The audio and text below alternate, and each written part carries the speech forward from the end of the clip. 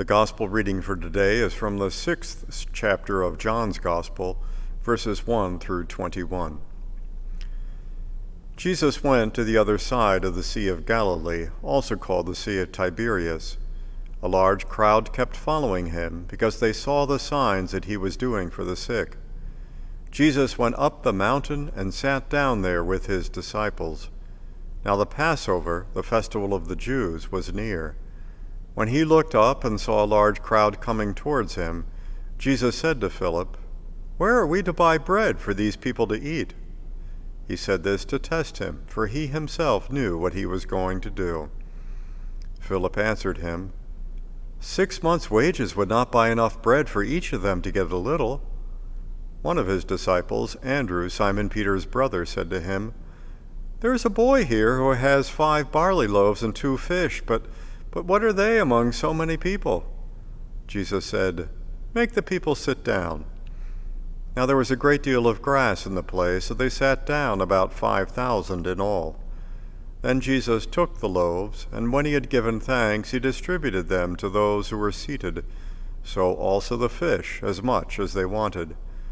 When they were satisfied, he told his disciples, "Gather up the fragments left over, so that nothing may be lost."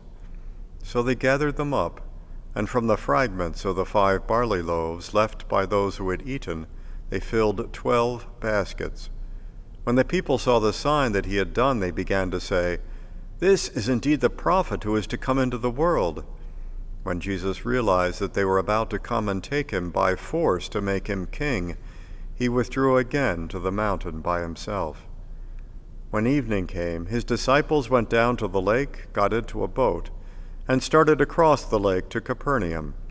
It was now dark, and Jesus had not yet come to them. The lake became rough because a strong wind was blowing. When they had rowed about 3 or 4 miles, they saw Jesus walking on the lake and coming near the boat, and they were terrified.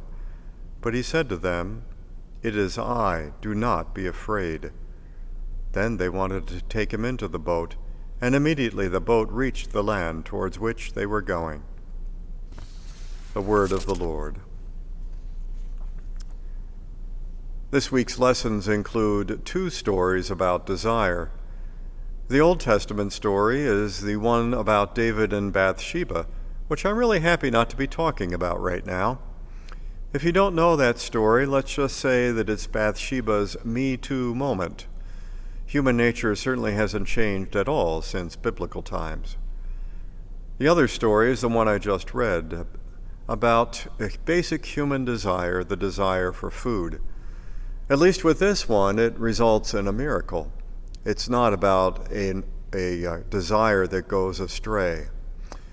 In the other Gospels, Jesus has been teaching all day and preaching as well, and at the end of the day, the people are hungry and he knows it.